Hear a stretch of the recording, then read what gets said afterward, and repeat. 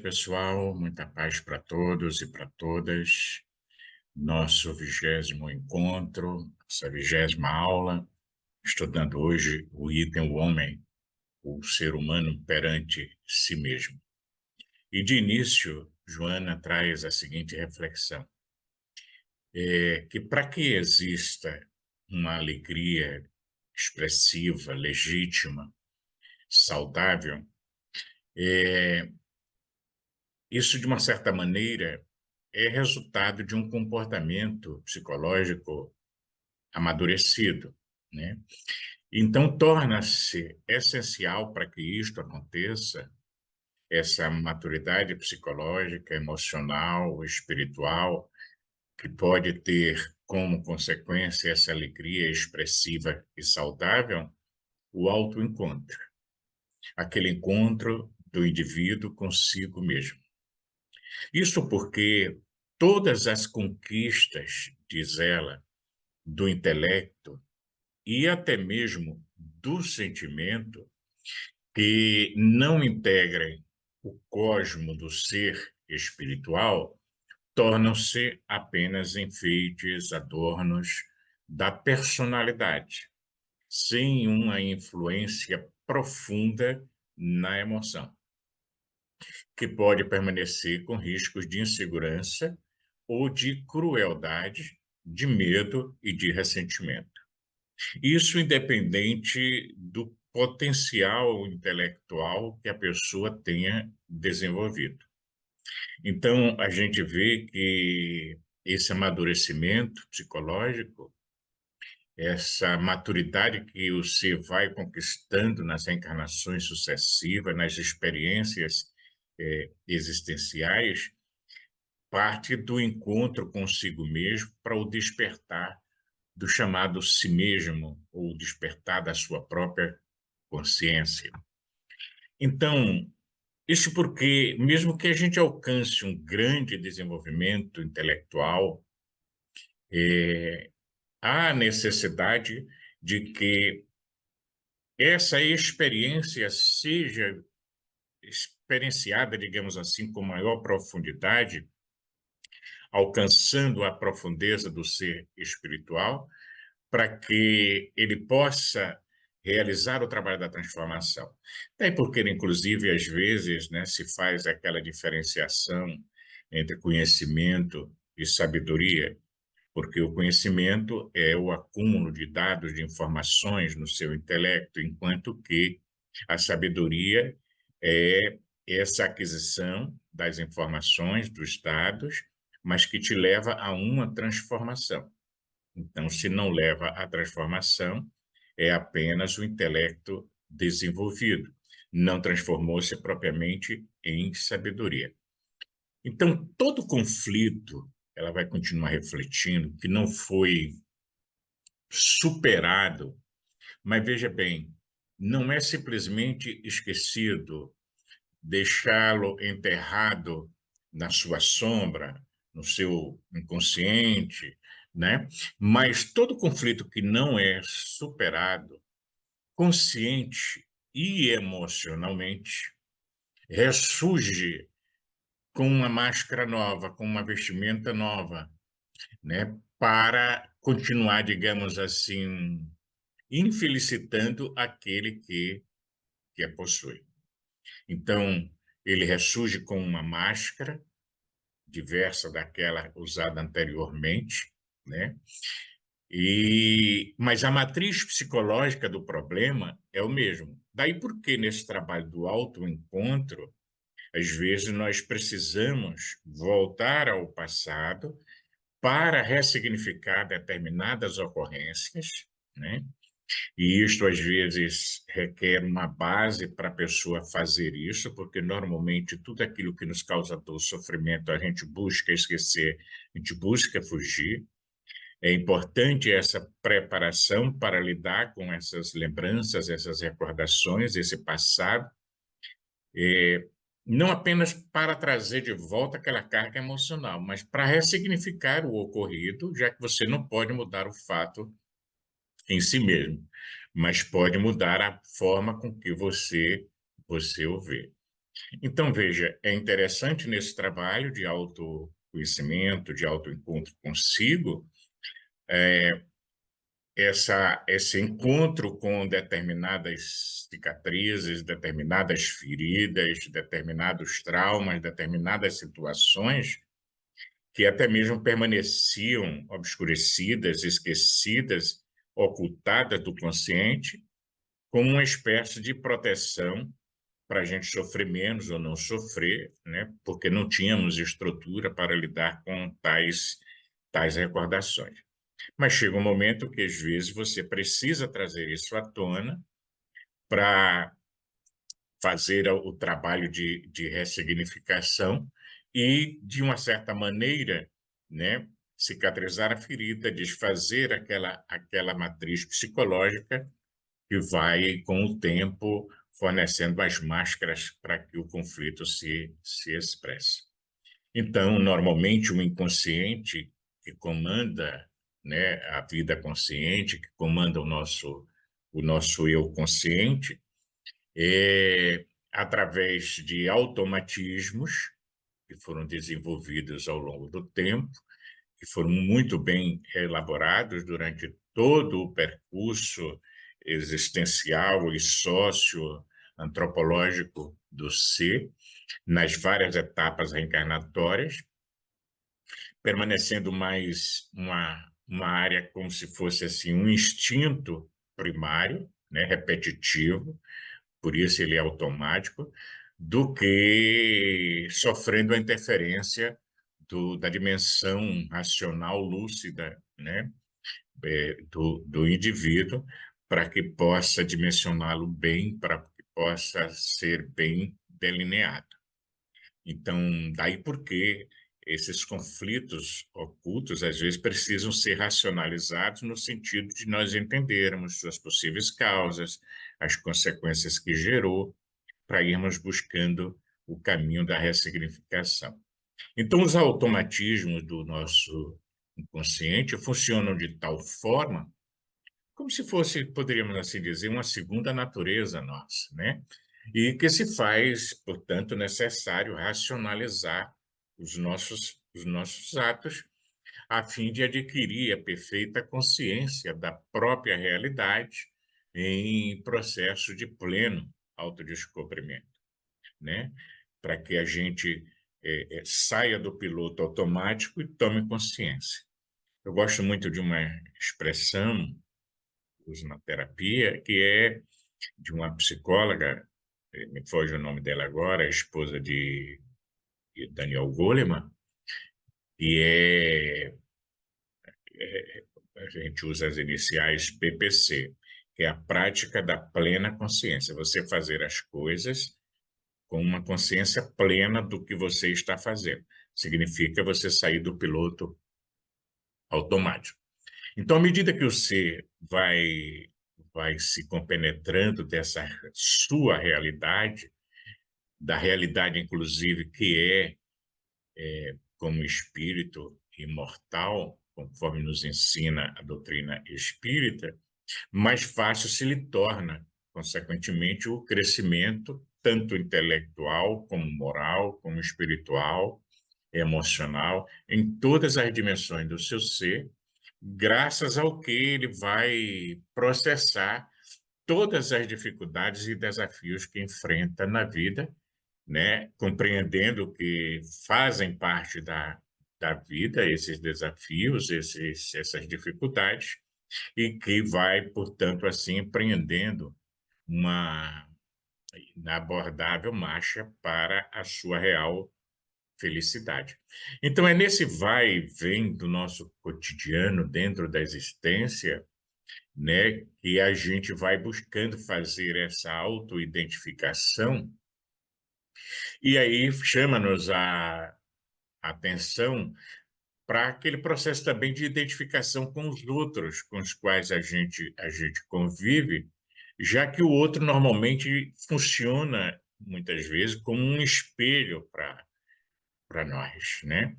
E assim, nós vamos deixando de ignorar o nosso si, a nossa, a nossa essência, nosso eu maior, como se queira, para a gente, então, caminhar em busca da saúde, da harmonia interior, a partir dessa autopercepção, desse autoconhecimento. Então, é nesse esforço que se desenvolve o sentimento, consequentemente, de amor. Porque amor, como diz um autor, Eric Fromm, é uma arte, né? Você aprende a amar.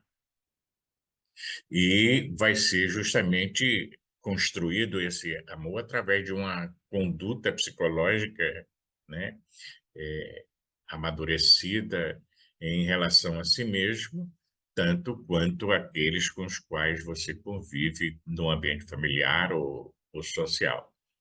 Então, como fazer esse autoencontro? E aí ela dá alguns sinais para nós, e uma das formas é você ter a observação dos pensamentos habituais que lhe visitam a mente, né? E que normalmente refletem as fixações do nosso inconsciente. É aquele pensamento repetitivo que está sempre vindo, né? E quando a gente consegue ter essa percepção, né, a prática da plena consciência, e vamos tomando consciência de que são pensamentos automáticos, repetitivos e que nós gostaríamos de mudar, nós vamos fazendo um direcionamento deles, né, para que possam ser transmutados, transformados, né, em mensagens de otimismo, de esperança, de edificação e de progresso. Vai, então, assim, constituindo o primeiro passo na experiência da nossa nova, digamos assim, evolução, como ela coloca, facultando um comportamento cada vez mais consentâneo com as aspirações que nós passamos a manter na atualidade e que seja uma boa estruturação da personalidade, né? Lembrando aqui que personalidade é o que nós apresentamos hoje no nosso existir, no nosso dia a dia, né, na atual reencarnação, enquanto que a individualidade é a nossa essência, o nosso espírito imortal. Então, o ser humano em si mesmo, ele é sempre a consequência daquilo que ele construiu anteriormente, né? Nesta vida, em outras vidas, né? Então, é tipo assim, o presente é um resultado, em outras palavras, do nosso passado. Então, cada realização desenvolvida apresentam-se novas propostas e dela vão resultar, né? Ampliando assim o campo de crescimento emocional, intelectual e espiritual do ser.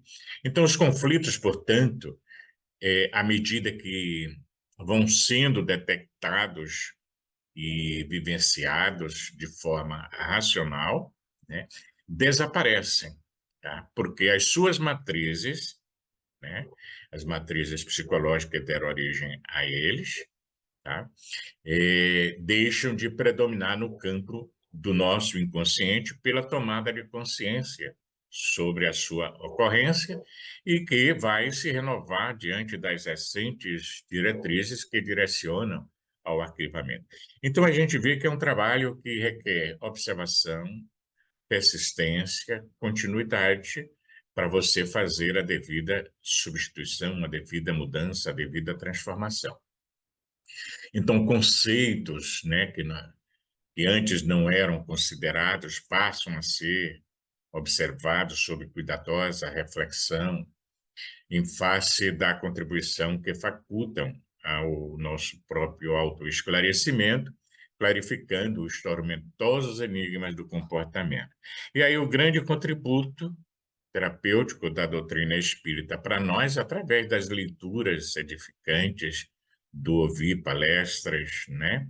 Do orar, do meditar, que é todo um processo de reflexão, de de visualização das perspectivas futuras, para que possamos ir nos alimentando dessa esperança de sermos aquilo que nós aspiramos ser. Então, sem o egocentrismo perturbador, o indivíduo descobre quanto lhe é significativa a existência investindo em cada momento de forma agradável e compensadora. Esforços, portanto, de autossuperação que se transformam em fonte geradora de alegria legítima e de felicidade. Então, o sentimento de autoestima, se já existe, ele é amplificado. Se não existia, passa a desabrochar na pessoa, porque ela vai se vendo como de fato ela é, não aquilo que a personalidade apresenta no aspecto negativo do ser, dando início, portanto, a sentimentos de alto valor, de alta magnitude, graças aos quais surgem estímulos para amar cada vez mais a si mesmo, amar o próximo, e permitindo-lhe perceber a realidade em que você se encontra no momento. Então, quando o indivíduo pode enfrentar-se com tranquilidade, afirma Joana, e aqui é interessante enfrentar-se com tranquilidade. E aí é o trabalho da autoobservação, como ela diz num outro texto, sem julgar-se, sem culpar-se, tá? Sem justificar-se, apenas observar-se para ver o que necessita ser mudado. Então, quando o indivíduo ele pode enfrentar-se com essa tranquilidade, quando ele pode administrar os valores negativos que ainda possui, portanto, assim, estimulando os recursos positivos que ele detém, sem ressentimentos das ocorrências infelizes, né? Ou também sem aqueles júbilos exacerbados, exagerados, realiza, portanto, um trabalho, digamos assim, como ela coloca, de psicossíntese, relembrando aqui o trabalho de Assagioli com a psicossíntese, né?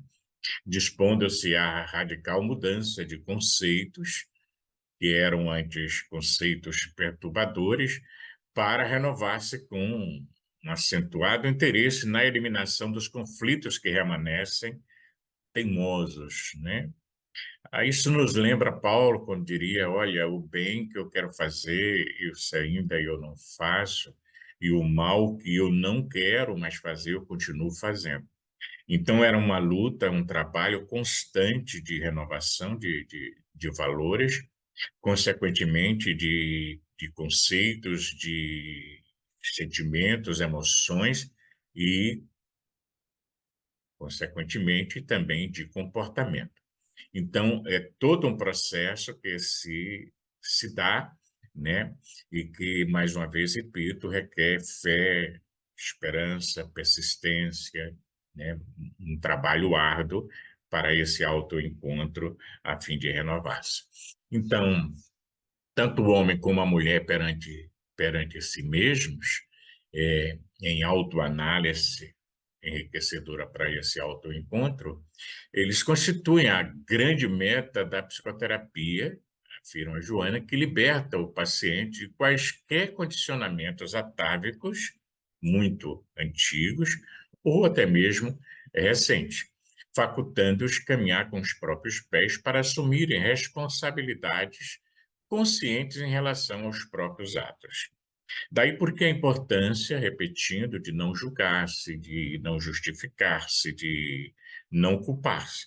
Você percebeu, errou e buscar fazer a devida reparação, o devido conserto. Então, esse despertar do si, através da ruptura, da quebra dessa névoa, né, que, digamos assim, é, da ignorância, dos conflitos, e que acabam constituindo uma espécie de bengala psicológica para continuar em sofrimento, né, caindo naquilo que a gente chama de vitimização. Portanto, através dessa atitude para poder fazer essa ruptura com o sofrimento proveniente dessa ignorância e dos conflitos não bem digeridos e que são usados como bengala psicológica, é que o ser humano vai se redescobrindo, né? Desenhando novos mapas de comportamento e emergindo da sombra em que estagiava para desembaraçando-se desse desse cipoal em que estava envolvido, né, esse cipoal das dificuldades e dos sofrimentos de uma forma incompreendida que se submetia para agir de uma forma consciente. Veja, às vezes o indivíduo continua com determinadas dificuldades, com determinado sofrimento, só que a percepção dele sobre as ocorrências muda, né? E aí me lembro de Emmanuel quando diz que sofrimento, para ser válido em termos de construção evolutiva, né, ele precisa ser compreendido, ele precisa ser aceito. Não é simplesmente sofrer e pronto, é como, poderíamos pensar assim, como você sofre, né? Então é um esforço, diz Joana, hercúleo que o indivíduo faz para esse autoencontro, porque é o encontrar-se com a sua sombra, seu lado escuro, né, para que possa ser levado luz a essa caverna das nossas emoções, dos nossos sentimentos, que geram normalmente situações perturbadoras na vida. Então, esse esforço, com o passar do tempo, né, vai ser compensado por uma profunda sensação de liberdade real, de crescimento interno, de visão correta dos fenômenos da vida, da existência, né, alcançando-se, portanto, sem medo algum, outros empreendimentos que antes eram eram verdadeiros monstros, né? E provocavam, portanto, uma grande temeridade no ser. Então, o crescimento interior, definitivamente, é a grande meta, afirma ela, e a que devem aspirar todos os seres humanos. Agora, para isso, você, como eu disse lá no início, faz a base, vai se preparando, e aí a importância, mais uma vez, do estudo da doutrina, né, de obras psicológicas. Eu diria que mesmo, apesar de alguns autores serem contra, há livros de autoajuda muito bons que às vezes clareia a mente com relação a novos conceitos, novas perspectivas. Então, é graças a esse empreender dessas novas atividades que você vai tendo para esse autoencontro, sem o abandono propriamente dos labores que você já realiza, né? A capacitação de armazenamento de experiências úteis ao interesse, portanto, pelo enfrentamento dos desafios, né, como ocorrências naturais do processo no qual o indivíduo se encontra. E a consciência, consequentemente, do si mesmo, né, vai se sobressaindo, daí porque aquela sensação profunda de liberdade, superando cada vez mais as constrições antagônicas dos instintos, né, que permaneciam ali no piloto automático, né, e que se destacavam em prevalência na conduta, e aí o indivíduo vai se engrandecendo, né, perante a, a vida, né, para aquele encontro com alegria profunda, com a felicidade. Então, o ser humano ele está fadado, destinado às estrelas de Joana de Ângeles. Autoiluminando-se com o esplendor da sua sabedoria, é o amor e o conhecimento de mãos dadas, de forma a atingir a meta para a qual foi criado, que é a perfeição, né? Por isso Jesus já cantava: sede perfeito, como perfeito é vosso Pai que estais no céu. Então nós estamos destinados a esta perfeição, né? E aí ela vai inclusive fazer referência de que quando a gente fala assim,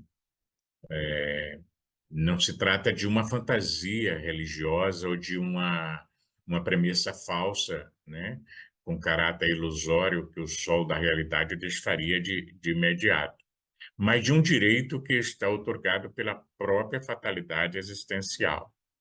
É porque nós trazemos na nossa intimidade de que deve ser assim, né? Nós estamos destinados a algo maior do que a viver essa vida medíocre que vai se acabar simplesmente no túmulo. Então, os sofrimentos, eles propriamente, ele não faz parte dos soberanos códigos da vida, constituindo, portanto, uma experiência temporária do mecanismo da evolução. Ele não é um destino final do indivíduo, aonde, através desse sofrimento no processo evolutivo, vão se passar as alterações, né, nas mais diversas dimensões do ser, desde as moleculares, né, das formas transitórias pelas quais passou o espírito na sua jornada evolutiva, do mineral para o vegetal, para o animal, para o homem, até alcançar a sua angelitude.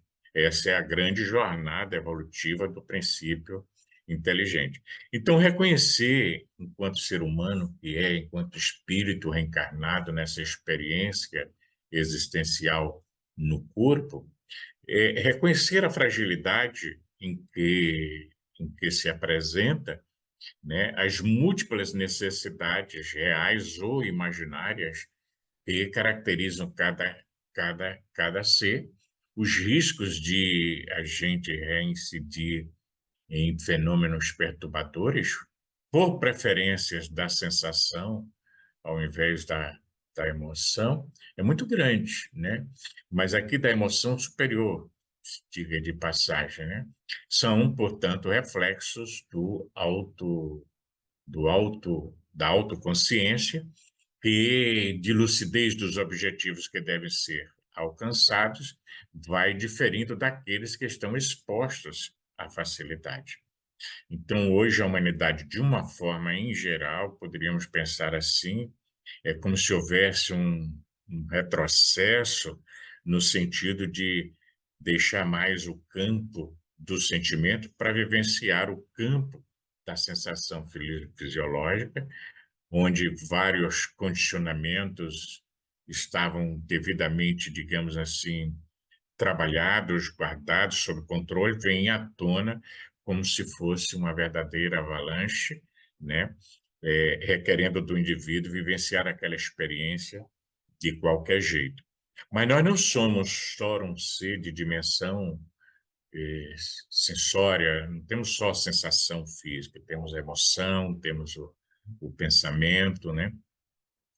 E é por isso que a gente lembra no Espírito lá no Evangelho, Lei de Amor, quando ele diz, no início apenas instintos, depois sensação, depois emoção, sentimentos, e entre os sentimentos o maior de todos que é o amor. Então é um processo.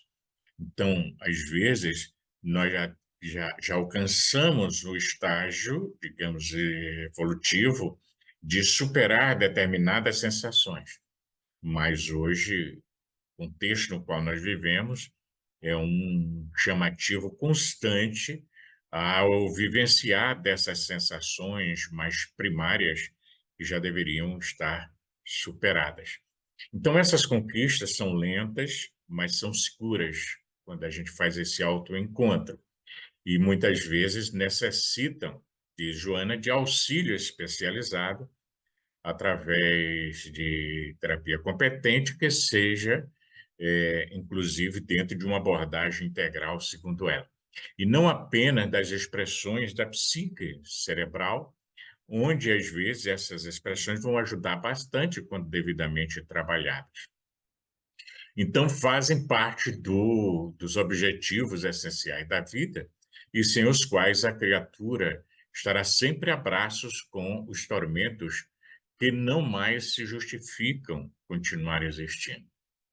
Então, ela finaliza o estudo, né, salientando o seguinte: vive-se a hora, né, dos grandes descobrimentos de fora. Vive-se a hora dos grandes descobrimentos de fora. Igualmente, das expressões ou das expressivas realizações interiores. Vive-se a hora dos grandes descobrimentos de fora e, igualmente, das expressivas realizações de dentro. Muito bem. Então, o desenvolvimento da cultura tem por meta libertar libertar o ser humano de todo o primarismo que ele permanece infelicitador. Suas realizações externas impulsionam-no para as conquistas internas, mundo soberano no qual se encontram em abundância os preciosos significados da evolução, onde estão as potências da nossa alma aguardando o momento para serem desenvolvidas, para serem ampliadas e assim por diante. Então, pensamos na proposta que ela nos traz, e de hoje a 8 a gente retorna com o último item desse capítulo, que é a libertação do ego. Muita paz para todos.